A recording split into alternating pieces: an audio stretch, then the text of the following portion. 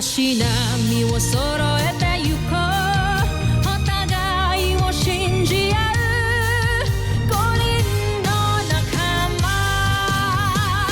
まるでスファイブに預けた命飛ぶぜ宇宙の果てまでもみんなの笑顔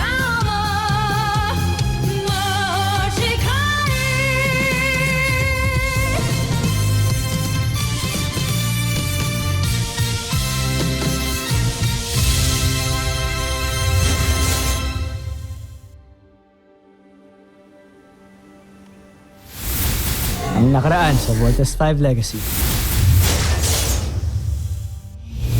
Nasakop na ng Buzan, Najmin, Imperium ang halos lahat ng planetang may buhay sa San Sinuko, maliban sa Terra Erdo.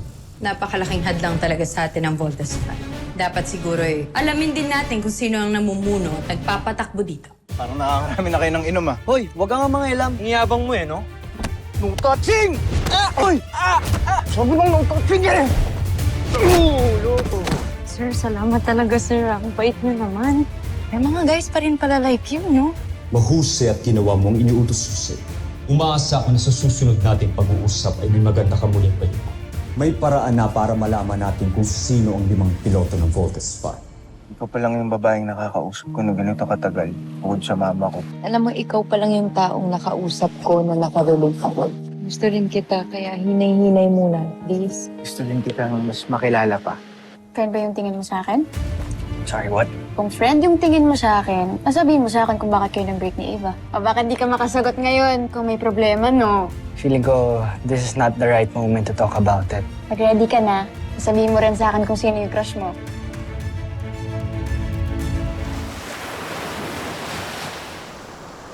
Kuya, pwede ko ba ito dalhin sa Camp Big Falcon? Go, sige. Dali mo lahat ng gusto mong dalhin na toys para mas ma-feel at home ka sa Camping Falcon, okay? I'm sure okay yun kay Dr. Smith. Best friends kayo, di ba? Good morning sa mga kapatid kong poging-poging katulad ko.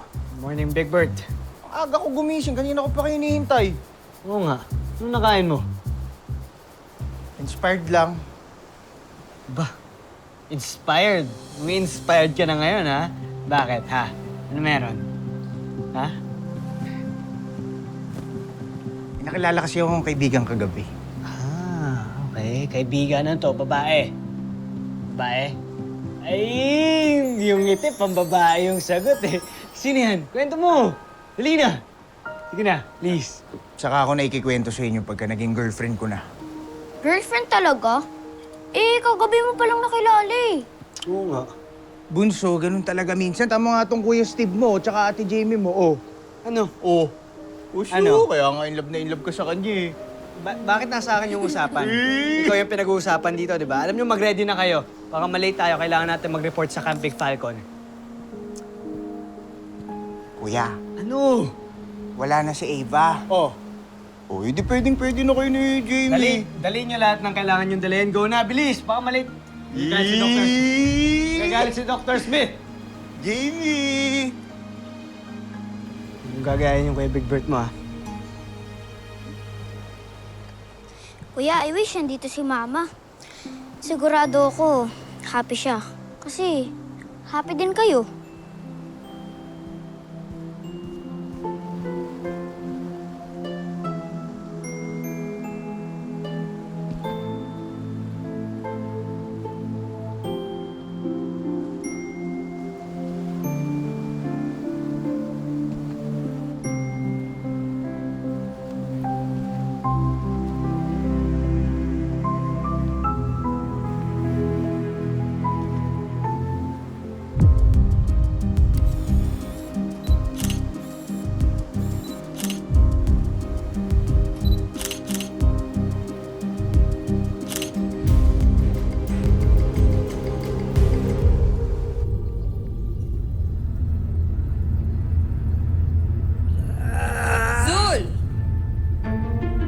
ginagawa mo?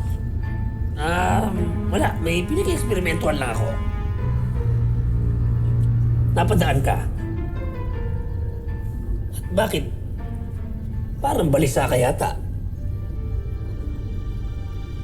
Sino ba kasi ang espiya ng prinsipe? Saan ba siya nanggaling? Malamang isa siyang sundalo o kaya isang alipin. Nakasama natin sa ekspedisyon na to. Inatasan ni Prinsipe Sardos na makihalibilo sa mga taga-Terra Erto. Tama ka. Siguro nga isa siya sa mga alipin. Sapagkat kawangis nila mga taga-Terra Erto, mga wala silang sungay. Tama ka dyan. Ngunit sino kaya siya? Sandra, bakit ba pilit mong inaalam?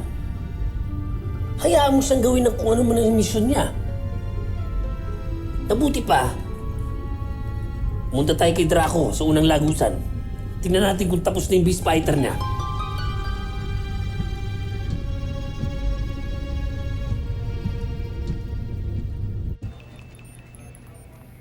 PJ!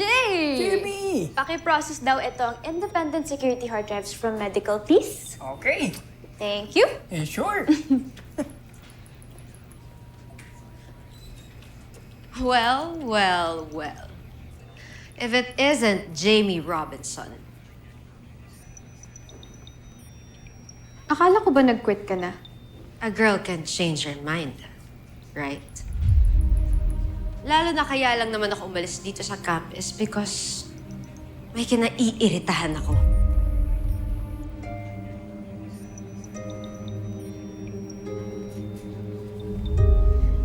Itatanong ko pa ba kung sino yan? No need naman na, di ba? Isa pang reason kaya ako bumalik dito sa campus because ayoko siyang bigyan ng peace of mind. O chance para landiin yung boyfriend ko.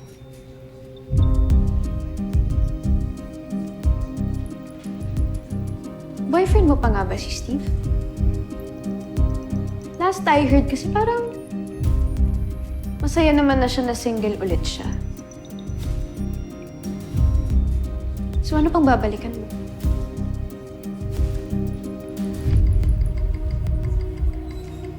Have a nice day, guys. Ooh, burn!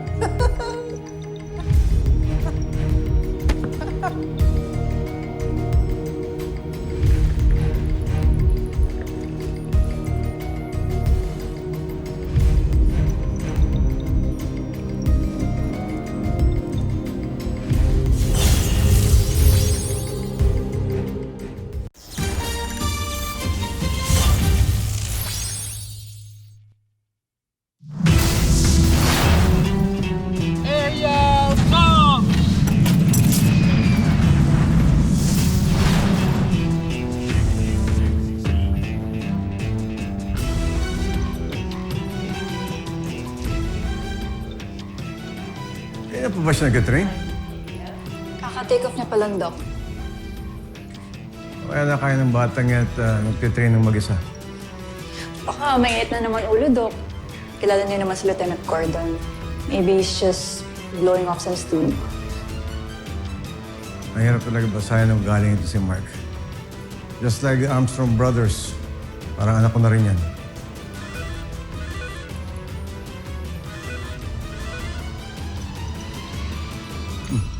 Hello. Ano yung report mo? What? Okay. Send mo agad sa akin yan. Pati lahat ng evidence. Hintayin ko. Siguradong matutuwa si Mark dito.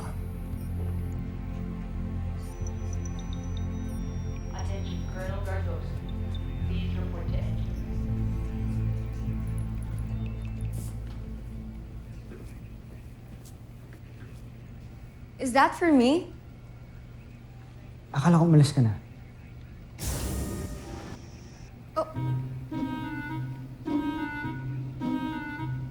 So, nagkita na pala kayo?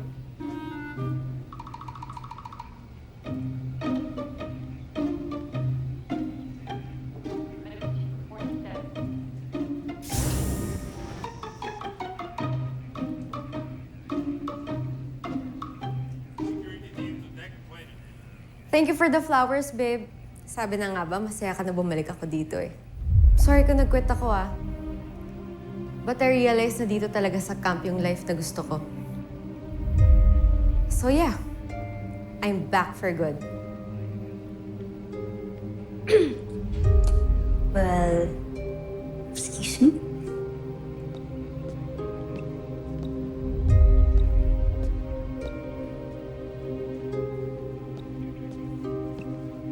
So ano, wala ka man lang pa-welcome back, my love? Welcome back, Ava. I'm happy nagbago yung isip mo. Thank you, babe. Hindi na tayo, di ba? Mas tama na yun para sa ating dalawa. Yeah, right. Kasi hindi naman talaga para sa akin tong flowers, di ba? Para kay Jamie to.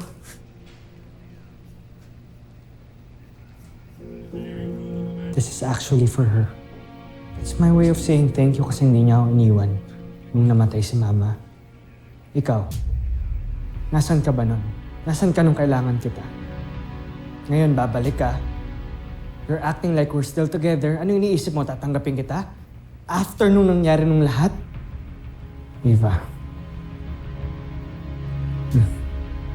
Sympathy flowers. For your dead sense of empathy.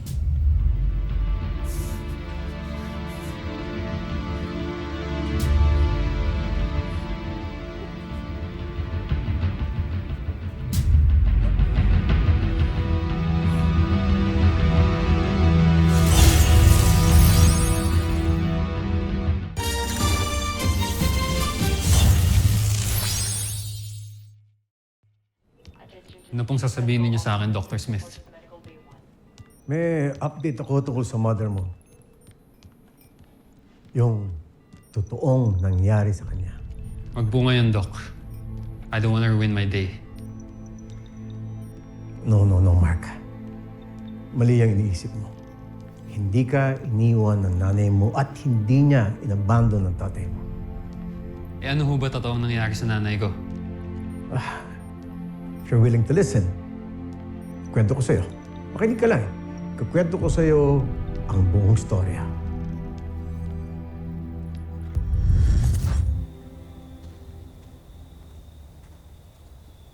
Luisa, mag-isa ka lang dito. Hindi ka ba natatakot? Manoy, kayo pala.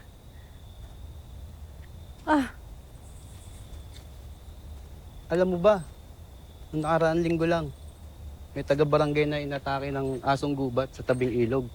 Sana nagpasama ka. Wala naman ako mga kasama, Manoy.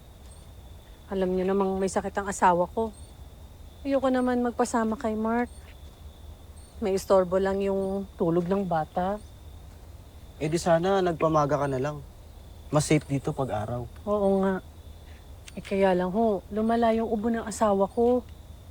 Kaya napilitan akong maghanap ng igagamot sa kanya. Kaya ito, kumuha ako ng dahon. Mainam to panggamot sa kanya. Ay, wag na kayo mag-alala. Okay lang ako. Dala ko naman yung baril ng asawa ko. O basta, mag-iingat ka. Salamat ho. Sige, dito na kami.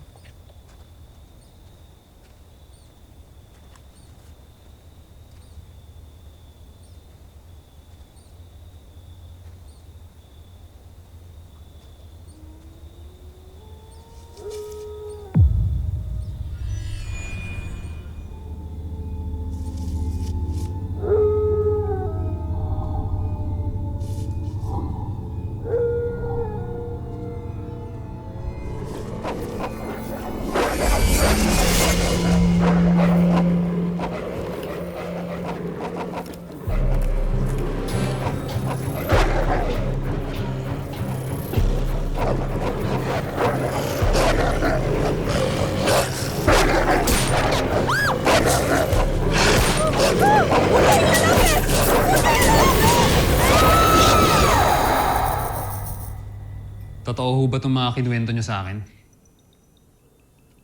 O gawa-gawa niyo lang? Para hindi ako magalit sa ina kong nang iwan sa amin. Mark, wala akong rason o pakinabang kung mag-iimbento ako ng story sa'yo. Miski bangkay ng ina ko, hindi dumating sa amin. Paano niyo ho ba nalaman to?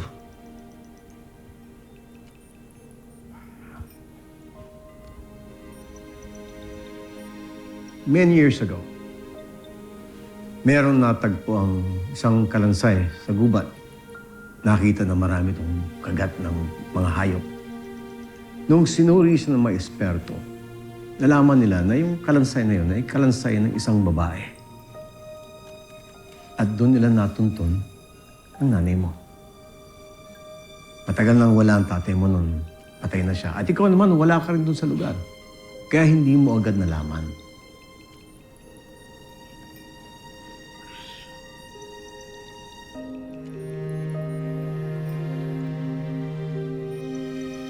Yan ang report. Basahin mo.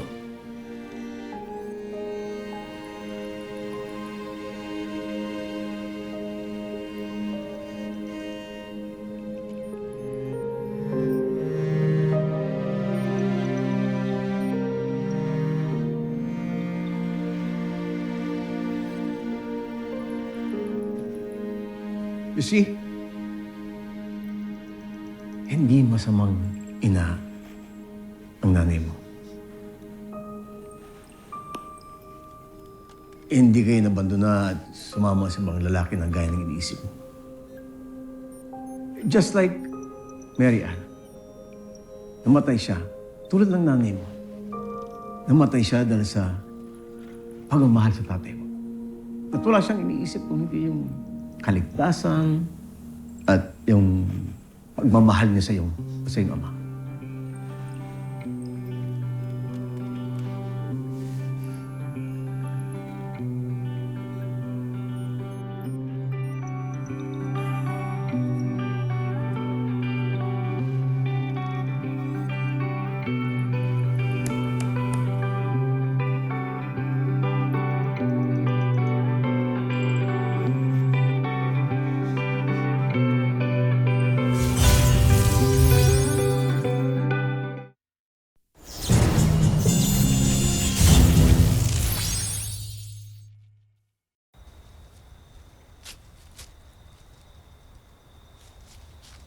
So,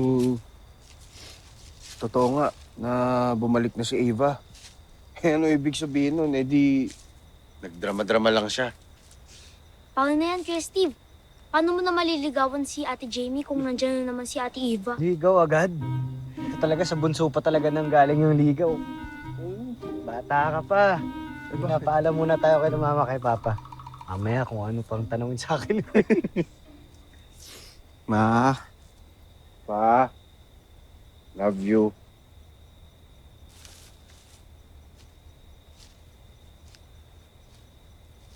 Bakit nandito ka na naman, ha?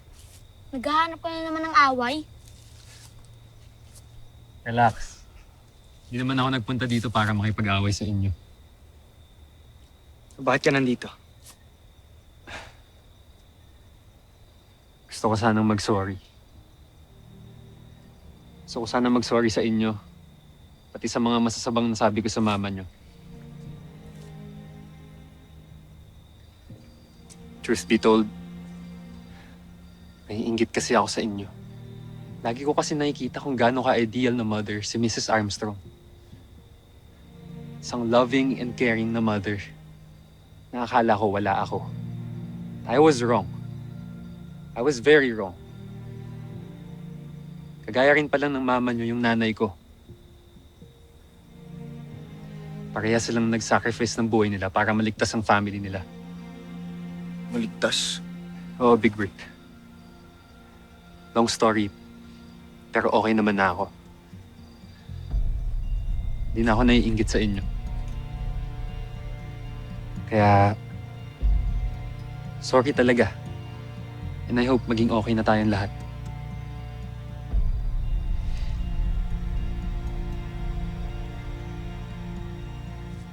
Ano mga kuya? Makikipag-peace na ba tayo kay Kuya Frenemy?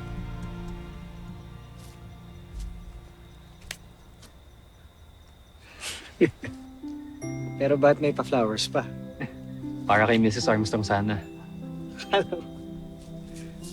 Big Brick. Yun lang.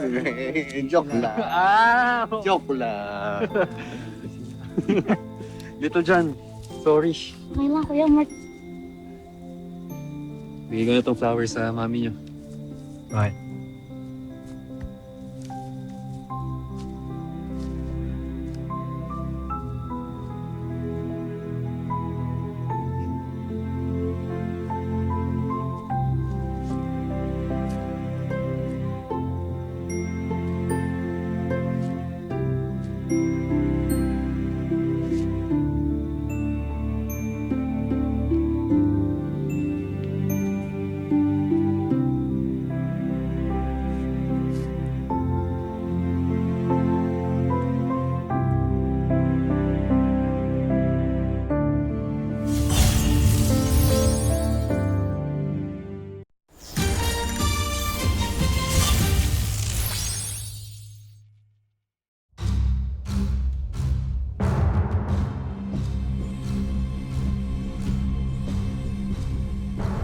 Hindi na ako makapaghintay pa.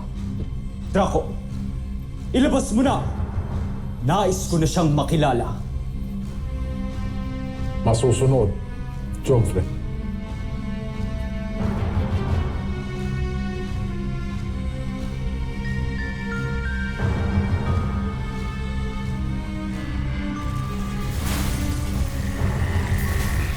Nais kong ipakilala sa inyo si Gardo!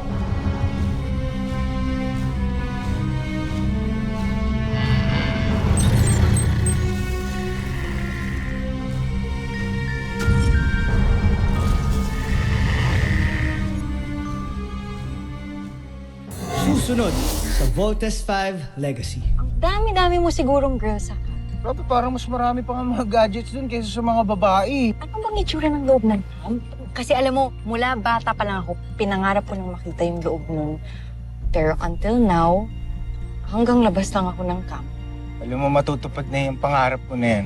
Pwede ba ako dun? Di nyo pa rin nasasakop ang planetang yan. Malapit na, kamahalan. Liit na planeta. Hindi nyo matalo. Anong klaseng pinunong mananakop ka, Zados? Nasisiguro kung tataas ang rango natin sa oras na matalo ng ating beast fighter si Voltes 5. Puradong ako, mauupo sa tabi ni Prinsipe Zardos. Mataas masyado ang pangarap mo. Ako ang dapat uupo sa tabi ni Prinsipe Santos. Sige, magpatayan na lang kayo dalawa para ako na lang ang uupo sa tabi ng prinsipe. Ako ang uupo sa tabi ni Prinsipe. Ako ang gumawa kay Gardo. Ako ang upo! Ako! Homsa!